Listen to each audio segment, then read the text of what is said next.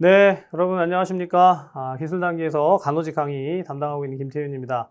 자, 여러분들 시험 문제 같이 좀 풀어갈 텐데 이 문제를 푸는 건 항상 이런 이유인 것 같아요. 특히나 이제 기출 분석이라는 것은 문제를 풀고 내가 몇 점 맞았다 이미 뭐 다 답 나왔고 가답안 나와서 채점해 볼 수 있지만 그걸 확인하는 게 아니라 이런 방식으로 출제가 됐구나, 어떤 게 중요하구나, 이걸 잘 확인하고 거시적인 안목을 가지고 본 다음에 내가 어떻게 이거를 공부해야 공략해야 고득점 할 건가의 그 방향성, 그렇죠? 그 전략을 짜는 것이다, 이렇게 생각합니다. 자, 그래서 제가 모든 과목, 어느 과목을 강의를 하든지 시작할 때는 이렇게 한 판으로 정리를 하는 거죠. 여러분 이제 자, 전체 영역들 지역사회 간호라는 과목에서 어느 영역에 어떤 문제가 출제가 됐는지를 한 판으로 정리를 하는 거예요. 자, 보시다시피 어디에서 주로 출제가 됐느냐, 일단 보니까 이 부분, 이 부분. 여기 두 문제, 다섯 문제, 두 문제, 아홉 문제죠. 그리고 마지막에 여기 보면 이쪽 파트에서 일곱 문제. 근데 사실 이렇게 숫자만 얘기하는 건 아무 의미가 없어요. 여러분 이 숫자 뭐 어디에 몇 문제 출제됐다, 어디에 몇 문제 출제될까, 이런 문항수를 나열하는 건요, 뭐 초등학생도 할 수 있는 거 아니에요. 이게 뭐가 어떤 문제인지만 알면. 자, 중요한 건 제가 지역사회 간호를 강의하면서 이렇게 정리를 해드리죠. 여러분 지역사회 간호라는 과목이 보시다시피 개론과 이론, 또 건강증진과 보건교육, 지역사회 간호과정, 지역사회 간호보건행정, 역학과 질병관리. 제가 여기까지를 끊습니다. 그렇죠? 여기까지가 한 파트다. 여기까지가 한 파트여서 이것이 이제 지역사회 간호의 전체 인트로덕션부터 시작해서 총론, 거시적으로 마크로하게 퍼스펙티브를 가질 수 있는 그런 영역이다라고 정리를 합니다. 자, 그리고 이제 나머지 영역인데, 나머지라는 게 강론 내지는 보통 분야예요, 분야. 어떤 특정 분야로 들어간다라는 거죠. 보시다시피 가족간호, 학교보건, 산업보건, 직업건강간호, 환경과 건강, 재난관리, 노인, 모자보건, 인구보건까지. 여기에 이제 관련된 내용들이 어느 정도의 비중을 가지고 출제가 됐는가를 확인하는 거죠. 자, 여기 보니까 8문제예요. 여기 전체 12문제입니다. 그럼 전체 20문제 중에서 어디에 여러분 더 집중하게 된다? 위쪽에 더 집중하게 되는 게 당연한 거 아니겠어요? 위쪽이라고 하는 것 중에 특별히 기존까지는 시험 문제가 여기에 집중이 됐어요. 보건사회, 간호, 보건, 지역사회, 간호, 보건, 행정 파트. 자, 근데 올해 시험에서는 보시다시피 굉장히 좀 예외적으로 중간에 지역사회, 간호, 과정 파트에 문제가 5개나 출제됐어요. 제가 작년에 23년도에 기출 해설을 하면서 이제 그런 얘기를 했습니다. 지역사회 간호는 지역사회에 관련된 내용들, 즉 지역사회 간호 개론이나 이론이나 또는 건강증진과 보건교육 이런 것도 중요하지만 간호 과정을 출제를 좀 해야 될 텐데 출제를 잘 안 해요, 이렇게 얘기했었거든요. 뭐 그거 들으신 것 같아요. 5문제가 출제가 되고, 그 다음 이제 지역사회 간호 보건 행정 파트가 2문제가 출제가 됐다. 자, 그래서 이게 꼭 이 영역에서만 이 영역에서 출제되는 그 비중을 보고 그러면 올해는 이제 25년도를 대비해서는 그럼 여기에만 집중해서 공부하겠다, 망합니다, 여러분. 그러면 어떤 출제되는 영역에만 내가 집중해서 공부하겠다, 그렇게 공부하면 지역사회 간호는 절대 고득점 할 수가 없어요. 전체 영역들을 다 중요하게 살펴봐야 하고, 그리고 올해 이제 출제된 것을 보면 보시다시피 여기 가족간호부터 재난관리까지의 영역이 이전 연도의 출제를 비교해 보면 상당히 그 비중이 커졌어요. 비중이 커졌다는 게 문제의 출제가 이 해당 영역에서 많이 일어났다. 특히나 학교보건법상의 보건교사의 직무, 이전에도 출제됐던 거고요. 또 학교 내에서의 감염병 발생 시의 대응 단계, 이런 것들이 문제화 됐습니다. 자, 그래서 이제 각각 제가 문제를 보면서 더 좀 설명을 드리겠지만, 여러분들 일단 마음가짐은 지역사회 간호는 각 영역을 고루고루 잘 살펴보는 것이 고득점을 하는데, 합격하는데 유익한 거구나, 반드시 필요한 거구나, 이렇게 정리를 하고 가실 필요가 있겠습니다. 자, 그래서 하나하나 이제 제가 문제를 좀 정리를 해 드리도록 하겠습니다. 자, 문제를 한번 볼까요? 자, 첫 번째 문제부터 한번 보겠습니다. 스왓 분석에서 다음 내용에 해당하는 것은 했습니다. 여러분 이제 스왓 분석은 뭐예요? 여러분 공부를 하면서 정리를 했다면 스트렝스와 위크니스는 내부의 강점과 약점, 그렇죠? 그다음 opportunity threat은 외부입니다, 외부. 자, 그럼 문제에서 보건소 간호사가 파악한 지역사회 현황에서 대기오염과 기후의 변화에 따른 건강 문제의 발생의 증가, 이건 내부예요, 외부예요? 외부죠. 자, 외부에서 오게 된 뭡니까? threat, 위협이다. 신종 감염병 대유행에 따른 국내의 불안감의 증대, 이것도 외부적인 것이다 라고 볼 수 있습니다. 답은 뭐가 될까요? 위협이 되겠죠, 위협. 답은 4번.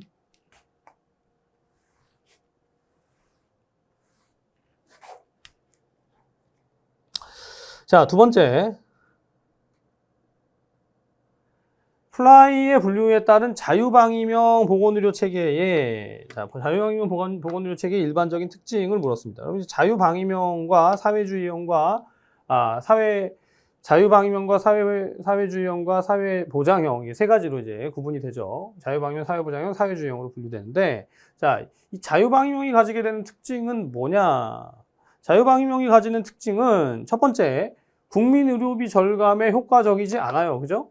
자유방위명이면 국민 의료비가 계속해서 증가한다는 그런 한계점 내지는 부정적인 요소가 있습니다. 두 번째, 지역 간 사회계층 간의 보건의료 자원의 배분의 형평성이 높다? 형평성이 떨어집니다. 왜냐하면 지역 간의 불균형이 발생을 한단 말이에요.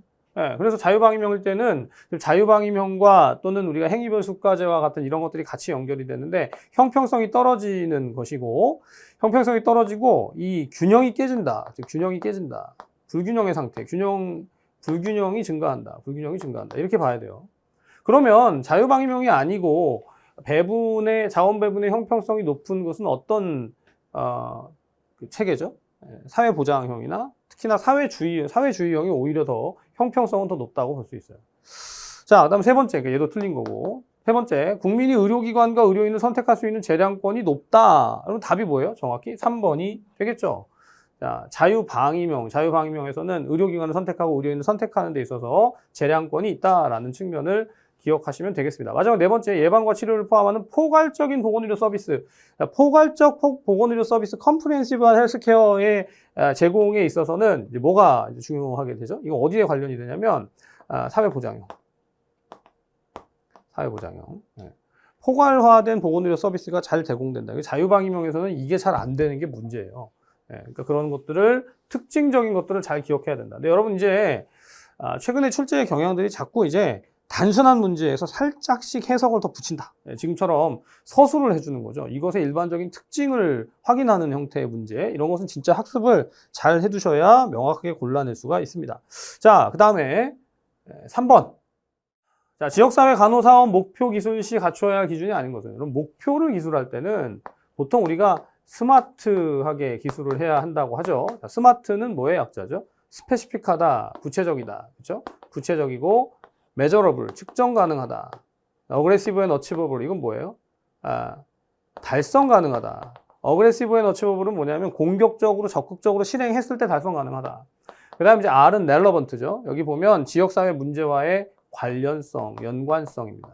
T는 뭐예요? time limited, 시간의 제한, 시간의 제약을 준다. 이게 이제 간호사업의 목표를 기술할 때 들어가게 되는 기준들이 됩니다. 여기 2번에 여러분 추상성은 해당되지 않겠죠. 답은 2번이 되겠습니다. 자, 그 다음 4번. 의료기관 가정간호에 대한 설명으로 옳지 않은 것은, 여러분 이건 너무 쉬운 문제예요. 그렇죠? 별로 해설이 필요 없는. 자, 의료기관의 가정간호는 누구에게나 무료로 제공되는 서비스이다. 맞아요? 말이 안 되잖아요. 가정간호하고 뭐하고 지금 이제 헷갈리게 만든 거냐면 방문간호 사업이죠. 방문 건강관리 사업을 생각하는 건데, 자, 여기 의료기관에서 제공되게 되는 가정간호는 누구에게나 무료로 제공되는 서비스가 아닙니다. 그렇죠? 아니에요. 정확하게 병원에서 의사가 의뢰한 조기 퇴원 환자에게 적용되는 것이고, 또 기본간호와 치료적인 간호가 제공된다. 이런 것들을 알아두시면 되겠습니다.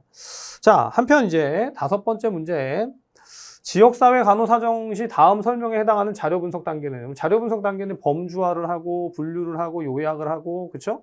그러니까 범주화가 분류를 하는 것이고, 분류하고 요약하고 확인하고 결론을 내는 그런 단계인데, 자, 보시다시피 여기 범주화라는 단어가 있어요. 제가 지금 범주화가 바로 뭐예요? 분류죠. 카테고라이제이션 하는 거죠.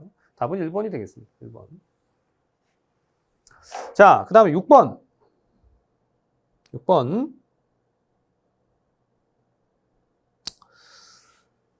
다음 그림에 해당하는 가족사정 도구는 했습니다. 그러니까 여러분 이건 이제 가족사정 도구에서 이런 방식으로 그려지는 게 뭐냐 이거예요. 근데 이거는 여기 지금 개인 이렇게 돼 있죠. 자, 개인이 있고 남편, 이모, 아들, 딸, 뭐 삼촌 이렇게 되어 있는데, 자, 이 중심부에다가 누가 위치가 정해지고, 가장 센터에다가 누군가를 배치하고, 그 다음 이제 가장 가까운 가족들, 친척들, 그리고 지역사회 이렇게 자원들을 나열을 하는 게 뭐냐면 사회 지지도입니다. 사회 지지도. 답은 1번이 되겠어요. 사회 지지도와 외부 체계도와 또 가족 밀착도와 가족 구조도 여기 지금 이제 지문에 나와 있는 이 내용들이 다 출제 가능성이 있는 그런 내용들이에요. 지금 1번이 문제의 답이지만 그래서 이런 그 가족 간호에 있어서 가족 사정도구는 출제의 1순위다 이렇게 말씀을 드렸어요.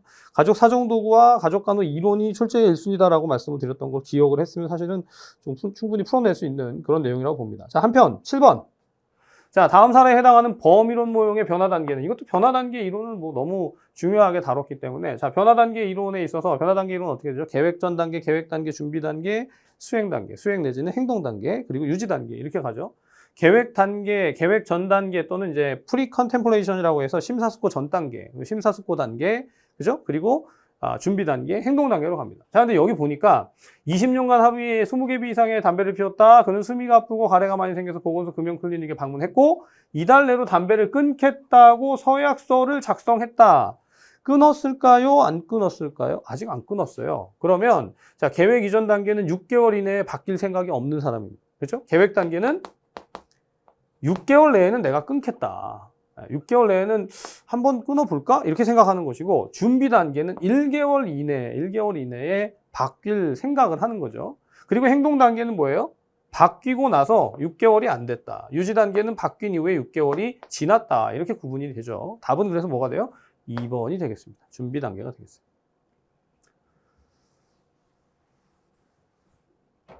자, 그 다음 8번. 자, 8번 오마 체계를 구성하는 영역이 아닌 것은 했어요. 오마 체계 관련된 건 간호진단에 있어서 간호 과정에 있어서 사정진단 계획수행 평가를 얘기할 때 간호진단 관련된 문제로 아주 중요한 문제라고 그렇게 말씀드렸었는데 자, 여기 해당되어지는 영역이 이제 환경 영역, 그리고 생리적인 영역, 사회심리적인 영역, 그리고 또 하나가 뭐냐면 이제 건강 관련 행위죠. 행위 영역. 그래서 이게 다 이제 영역이에요, 영역. 영역 다음에 뭐가 있죠, 여러분? 영역이 있고 그 다음이 문제. 그리고 수정 인자, 모디파이어, 그리고 증상 징후 이렇게 나뉘죠. 그러니까 지금 벌써 이 내용들을 머릿속에 기억을 했다면 사실 이 문제 풀 때 아무런 지장이 없어요. 여기 여러분 인지적 영역은 해당되지 않습니다. 그렇죠? 인지적 영역, 그리고 정의적 영역, 심동적 영역 이렇게 얘기하는 거 어디서 나오죠?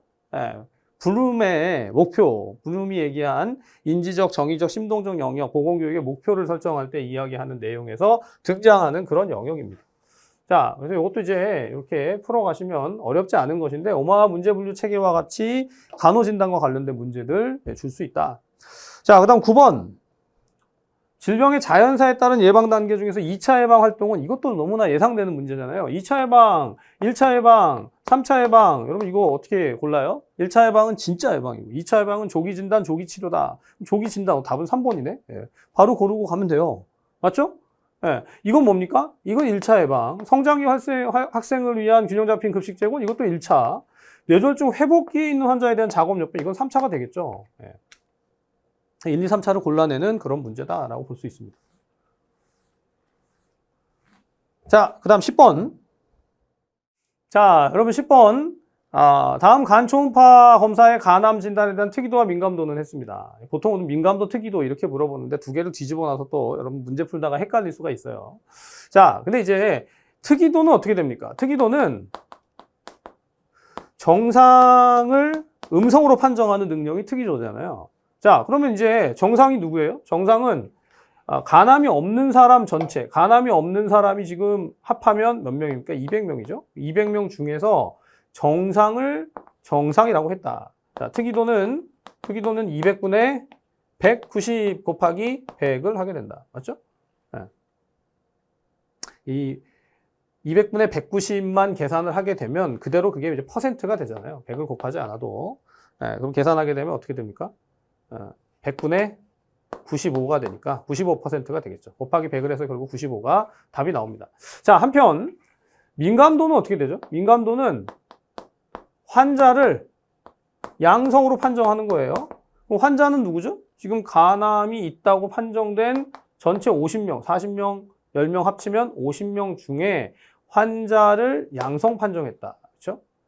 그러면 50분의 40 곱하기 100을 하게 되겠죠. 그럼 얼마예요? 예, 0.8. 그러니까 80이 되겠죠. 80. 답은 4번이 되겠습니다. 자, 이렇게 풀어가시면 되죠. 자, 그 다음 11번. 자, 11번 문제 볼까요? 다음 사례에 해당하는 노이 적응 이론에 따른 적응 양상은, 여러분 노이의 적응 양상이 뭐가 있어요? 생자, 역상 이렇게 있죠. 생리적 양상, 자아개념 양상, 역할기능 양상, 역할기능 양상, 상호 의존 양상 이렇게 크게 네 가지가 있습니다. 자, 그런데 자, A씨는 본인의 외모에 만족하고 자신이 가치 있는 사람이라고 생각한다. 이게 뭐랑 관련이 되는 거죠? 이건 자 개념하고 관련이 되겠죠. 네, 답은 2번이 되겠습니다. 2번. 자, 이제 앞에 분석하면서 더 상세하게 말씀 안 드렸는데 사실 지역사회 간호에서 간호 이론은 항상 출제가 되는 영역이에요. 지역사회 간호 이론 중에 지금 나온 것처럼 노이의 적응 이론, 오렘의 자가간호 이론, 그쵸, 뉴만의 건강관리 체계 이론, 얘네들 그냥 뭐 3종 세트로 항상 출제되는 애들인데 거기서 이제 나오게 되는 이 기능 양상, 그렇죠? 양상의 네 가지 양상에 대한 것, 그리고 자극을 얘기하면서 자극을 이 노이가 자극을 크게 세 가지로 얘기하죠. 초점 자극, 관련 자극, 그리고 잔여 자극, 초관잔 이렇게 외우잖아요. 초관잔. 그래서 이 세 가지의 자극에 따라 가지고 어떤 적응 양상이 나타나느냐. 그 사이에 대처 기전도 있고. 자, 그래서 여러분들 이런 것들을 기본 이론 공부를 하게 되면 차근차근 제가 다 강의합니다. 여러분들 다 익히게 돼 있어요, 머릿속에. 익힌 상태에서 이런 문제 풀면 뭐 너무 쉽죠. 쉽게 풀어낼 수 있을 겁니다. 자, 한편 이제 12번. 인구구조 유형 중에서 항아리형에 대한 설명으로 옳은 것은 했습니다. 항아리형은 뭔가요? 딱 중간에 들어가가지고 이 생산 가능 연령대의 사람들이 어떻게 돼요? 다 빠져나갔다. 그리고 이제 출생과 사망을 생각할 때 출생률과 사망률을 따지게 되면 출생률, 사망률 모두 낮고 출생률이 사망률보다 낮아서 인구가 감소하는 구조가 된다. 그렇죠? 이게 이제 정확히 맞는 지문이 되겠죠. 항아리를 그리게 되면 항아리는 위쪽이 있고 중간이 비었고 이렇게 이런 식이 되는 상태가 된다. 출생률도 낮고 사망률도 낮다. 그런 상태로 볼 수가 있겠죠. 자, 그 다음에 13번. 자, 13번. 제5차 국민건강증진 종합계획 헬스플랜 2030에서 비감염성 질환 예방관리 분과의 중점과제에 해당하는 것. 이게 암, 심, 비, 손 이렇게 외우잖아요. 암, 심, 비, 손에 뭐예요? 암, 심혈관계 질환, 비만, 손상입니다. 답은 1번. 1초 만에 풀 수 있는 문제다. 여러분들 이제 저랑 같이 공부하셨으면 이런 거는 너무 쉽게 풀 수 있는 문제들이에요. 여기 네 번째 나와 있는 건강정보 이해력의 제고는 보건직의 보건행정 문제에서도 출제가 됐어요. 자, 그러니까 이게 지금 HP 2030이라는 것은 뭐 우리 지역사회 간호에서 굉장히 중요하게 다루고 또 공중보건에서도 중요하고 또 보건행정에서도 중요하고 과목마다 다 중요도가 같아요. 그래서 여러분들 요거는 지역사회 간호에서 얼마든지 더 많이 출제될 수 있는 그런 문제다라고 볼 수 있습니다. 자, 한편 14번째 학교보건법 시행령상 보건교사의 직무에 해당하는 것은 했습니다. 이것도 이제 법령상의 직무를 알게 되면 문제 푸는데 아무런 지장이 없는 그런 문제예요. 자, 근데 직무에서 보통 이제 제일 헷갈리는 게 뭐냐면 1번에 학교 보건계획 수립에 대한 자문이 아니라 수립을 하는 게 보건교사예요. 예. 그리고 여기 이제 그 학생과 교직원의 건강 상담이 아니라 그 상담에 대한 협조고 교직원과 건강 평가에 대한 협조예요.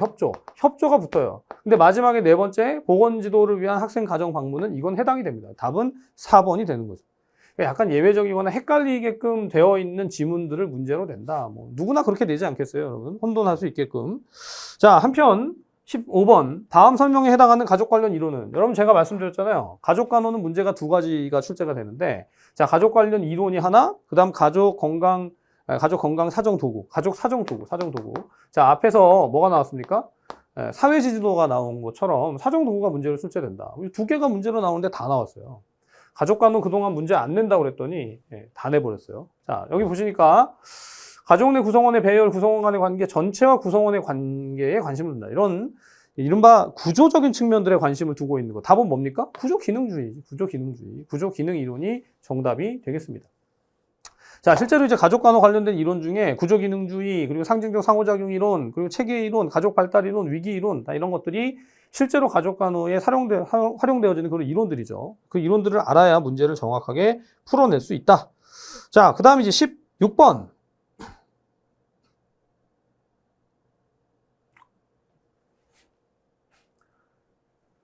자, 16번. 브라이언트의 우선순위 결정 방법에 대한 설명으로 옳은 것은, 여러분 이제 우선순위 결정 방법은 어디서 나오죠? 보건사업 기획에 나와요. 보건사업 기획에. 자, 보건사업 기획에서 우선순위 판정 방법 중에 가장 대표적으로 쓰이는 건 BPRS입니다. 자, A 플러스 2B 곱하기 C. 이게 작년에 이런 문제도 출제가 됐었는데. 자, 근데 브라이언트 방식은 우선순위 결정 방법에 있어서 이 BPRS의 방식에 뭐가 추가되냐면 주민의 관심도가 추가돼요. 주민의 관심도. 답은 뭐가 될까요? 2번이 되겠죠. 결정 기준에 주민의 관심도가 포함된다. 자, 여기 캐나다 토론토의 보건부가 개발했다.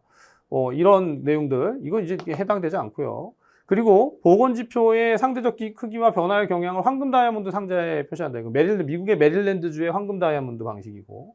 그 다음 평가 항목별로 0점에서 1점을 부여해서 한 항목이라도 0점을 받으면 사업을 수행하지 못한다. 이게 뭐냐면 펄, 그리고 클리어, 이런 아이들이 여기에 해당이 되죠. 그렇죠? 네. 자, 그렇게 정리하시면 되겠습니다. 자, 다음 17번.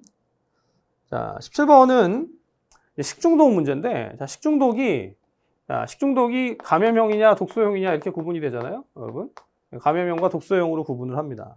자, 지금 문제에 주어진 대로 독소형 식중독에 해당되는 것은 3번 포도상균 식중독이다. 뭐 이렇게 곤란할 수 있죠. 지금 문제가 계속 많이 출제되는 것이 뭐냐면 비브리오 식중독과 그 다음 캠필로박터 그리고 황색 포도상균, 여기 이제 계속 집중적으로 많이 출제되어 왔던 그런 내용들입니다. 가장 많이 이제 살모넬라, 포도상균, 캠필로박터, 비브리오 다 식중독에 있어서 출제가 많이 되어지던 그런 내용들인데, 자, 이걸 이제 구분을 하는 거죠. 유형화해서 감염형과 독소형으로 구분하게 되고, 그리고 또 이제 여기 나오지 않았지만 여러분 뭐가 있어요? 자연독이 있죠. 자연독의 보고독이라든가 뭐 감자독이라든가 이런 것들도 과거에도 출제가 되어 왔고 또 계속 출제 가능성이 높은 영역 중에 하나입니다. 그러니까 지역사회 간호에서 환경보건 파트 가게 되면 항상 식중독하고 같이 연결된 문제들이 출제가 주로 되는 편이에요. 이번에도 그렇게 출제가 됐고. 자, 그 다음 18번. 18번. 다음 설명에 해당하는 지역사회 간호수행 활동은, 자, 간호수행 활동 문제 낸 거 굉장히 반가워요. 거의 안 나왔었거든요. 자, 그런데 간호수행 활동이 뭐냐? 자, 지역사회 담당자의 기술 수준이나 능력에 맞게 일이 분배되었는지 대조한다. 자, 업무가 중복됐거나 누락되지 않도록 확인한다. 이게 뭐죠, 여러분? 조정이죠, 조정. 네, 시험치기 한 2주쯤 전쯤에 예비 공무원께서 질문을 하셨어요. 여러분들 중에 누군지 모르겠어요. 그런데 질문을 하셨는데, 조정 감시 감독이 그렇게 헷갈린다. 이거 도대체 구분이 안 된다. 막 이렇게 질문을 하셨던 적이 있었거든요. 제가 잘 답을 해드리긴 했는데, 사실 이 조정 감시 감독 이 세 가지를 구분하는 게 원어적으로, 야, 조정은 코디네이션을 하는 것이고, 감시는 뭐죠? 모니터링을 하는 거고, 감독은 슈퍼비전, 서베일런스 내지는 슈퍼바이징을 하는 그런 것이다. 세 가지가 완전히 다른 개념을 갖는 것을 사실 그냥 요 용어만 봐서는 명확하게 알 수 없지만, 여기 이제 써 있는 것처럼 이렇게 업무의 중복이라든가 누락을 어떻게 한다? 코디네이팅 한다. 조정한다. 그렇게 보게 되면 답을 고르는데 어려움 없이 아마 3번을 고르지 않으셨을까 생각을 합니다. 자, 그 다음 19번. 19번 문제도 이제 모의고사 보면서 학교보건 파트에서 학교 감염병 예방, 위기 대응 매뉴얼 이런 것들이 이제 출제 가능성을 언급을 했었는데, 자, 보시다시피 이제 나왔어요. 학교 내 감염병 발생 시 대응 단계는, 자, 감염병의 유증상자를 발견해서 의료기관 진료를 통해서 감염병 환자 발생 여부를 확인하는 단계. 이거는 대응 1단계, 대응 1단계. 이제 단계가 이제 예방 단계에서 대응 단계로 넘어갈 때는 딱 유증상자가 발생해서 그 발생된 유증상자에 대해서 확인하는 단계가 1단계죠. 거기서 점차 인원이 확대된다. 더 유행이 이제 확산되어진다. 그렇게 될 때는 대응 단계가 올라갑니다. 자, 그 다음 20번 문제. 이것도 뭐 여러분들 어렵지 않게 푸셨을 거라고 생각하는데, 나의 판정이 의미하는 것은 이게 뭐냐면 업무 수행 적합 여부 판정의 평가 결과에 있어서 가, 나, 다, 라 이렇게 나오죠. 제가 이렇게 말씀드렸어요. 가, 나는 다 뭐예요? 일을 할 수 있다. 다라는 일을 할 수 없다. 얘는 있고 얘는 없다. 근데 차이가 뭐라고요? 가는 그냥 할 수 있는 거고, 나는 어떤 상황 속에서 한시적으로 작업을 할 수 있다. 그렇죠? 어떤 이제 조건이 붙는다. 조건에 따라 가지고 일을 할 수 있다 이거죠. 조건에 따라 일을 할 수 있다. 여기는 뭐예요? 조건에 따라서 일을 할 수 없다. 그렇죠? 그리고 여기는 아예 할 수 없다. 이렇게 나뉘죠. 그럼 답이 뭐예요, 여러분? 일정한 조건 하에서 현재 작업이 가능하다. 답은 3번이 되겠죠. 네. 제가 말씀드렸던 가나다라의 구분만 정확하게 알았어도 이거 사실 금방 풀 수 있는 그런 문제였다고 보겠습니다. 자, 여러분 그래서 지역사회 간호의 문제를 이렇게 쭉 다 풀고 보니 난이도가 그렇게 높은 건 아니었네? 네, 라는 생각이 들 수 있어요. 근데 항상 문제의 해설을 듣거나 전체를 다 풀어보고 나서 느껴지는 난이도는 내가 시험장에서 느끼는 난이도랑 좀 달라요. 네. 아까 여러분 왜 특이도나 민감도가 있는데 저도 여러분 해설을 할 때 민감도, 특이도, 양성예측도, 음성예측도 이렇게 계산하지 특이도, 민감도, 음성예측도, 양성예측도 이렇게 계산을 하면 헷갈립니다. 이게 의도적으로 약간 바꿔놨을 가능성도 있어요. 자, 그리고 출제의 영역이 이제 여러분 계속 트렌드가 변하는데 예컨대 점점 어떤 영역이 막 증가해서 많이 출제되고 점점 어떤 영역은 덜 출제되고 이런 게 아니라 오르락 내리락 합니다. 그러니까 이제 출제되는 것들을 딱 확인하면서 이 정도의 문제를 이런 방식으로 출제하는구나를 알고 나면 해당 영역을 학습할 때, 자, 이제 제가 기본 강의를 하면서 그런 맥락들을 여러분에게 잘 풀어드리겠지만, 어디까지, 어느 정도 깊이까지 학습을 해야 되는지의 그 기준점을 잘 정하면 돼요. 그 정한 상태에서 효율적으로 공부해야 됩니다. 무작정 많은 시간을 투입하고 무작정 모든 걸 다 봐야 되고 그러면 공부할 수 없어요.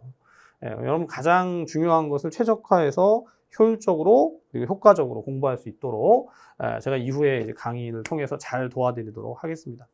자, 이번 시험을 보고 시험의 그 내용들을 보고 이후에 공부해 나가는데 좋은 그 바탕이 근거가 되시기를 바라고 여러분들의 합격을 기원하면서 계속해서 열심히 강의하고 또 돕도록 하겠습니다. 이번 시간 강의는 여기까지 하겠습니다. 수고하셨습니다.